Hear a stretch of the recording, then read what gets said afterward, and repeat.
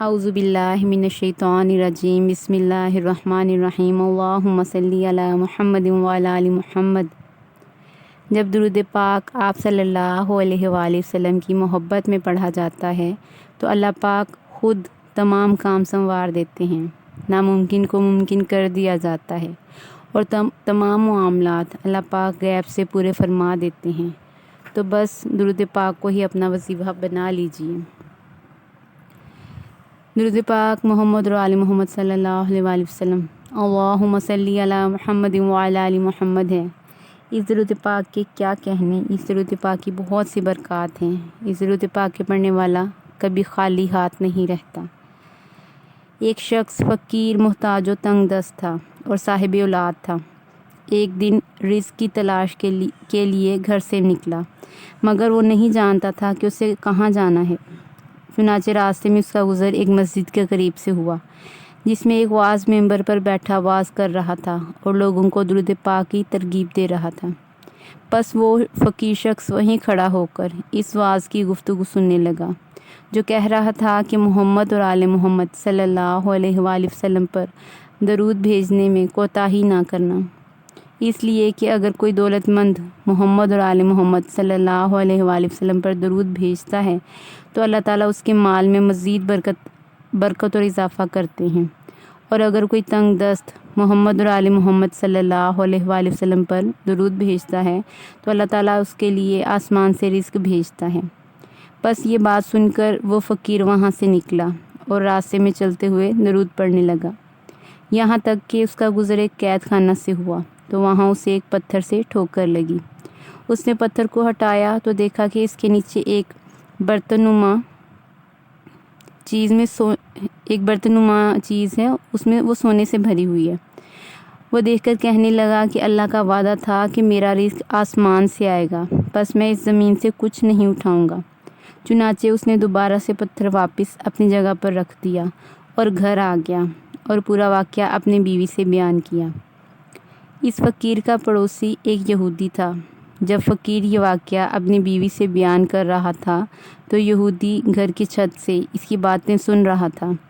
وہ فوراً چھت سے اترا اور اس قید خانے کی طرف تیزی سے گیا اور اس برتن کو گھر لے آیا اور کھول کر دیکھا تو اس میں سانپ اور بچھو بھرے ہوئے تھے۔ یہ دیکھ کر وہ اپنے گھر والوں سے کہنے لگا، یہ مسلمان ہمارا دشمن ہے۔ جب میں چھت پر تھا تو اسے معلوم تھا کہ میں وہاں ہوں، بس اس نے اس طرح کی باتیں کی تاکہ میں لالچ میں آ کر اس برتن کو اٹھا کر گھر لے آؤں اور اسے کھولوں تاکہ سانپ بچھو ہمیں ڈس لیں۔ خیر اگر ایسا ہے تو میں اس ظرف کو یا اس برتن کو چھت پر لے جاتا ہوں اور سوراخ سے اس کے سر پر ڈال دیتا ہوں تاکہ وہ ہلاک ہو جائے، کیونکہ وہ ہمیں نقصان پہنچانا چاہتا تھا، اب خود نقصان اٹھائے گا۔ بس وہ یہودی یہ کہتا ہوا چھت پر آیا اور اس نے دیکھا کہ فقیر اور اس کی بیوی بلند آواز سے آپس میں گفتگو کر رہے ہیں۔ اس کی بیوی کہہ رہی تھی، ایسا ہو ہی نہیں سکتا کہ تم سونے سے بھرا ہوا برتن پاؤ اور اسے چھوڑ دو اور ہم فکر و فاقہ میں رہیں۔ فقیر کہنے لگا، مجھے امید ہے کہ محمد اور آل محمد صلی اللہ علیہ وآلہ وسلم پر درود پاک پڑھنے کی برکت سے اللہ پاک ہمارا رزق آسمان سے بھیجیں گے۔ اتنے میں اس یہودی نے برتن کا منہ کھول کر سوراخ سے فقیر کی جانب کر دیا۔ فقیر نے دیکھا کہ اوپر کچھ گرنے کی آواز آ رہی ہے۔ سر اٹھایا تو کیا دیکھتا ہے کہ گھر کے سوراخ سے سونا چاندی گر رہے ہیں۔ یہ دیکھ کر وہ خوشی سے محمد اور آل محمد صلی اللہ علیہ وآلہ وسلم پر درود پڑھنے لگا اور سونا چاندی جمع کرنے لگا۔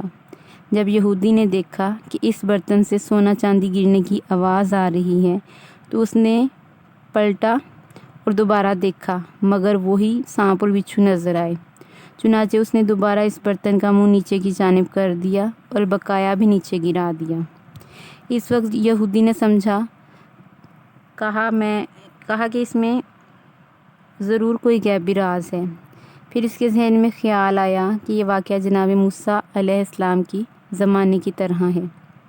بس اسی وقت اس نے فقیر کو بلایا اور سارا واقعہ کہہ سنایا۔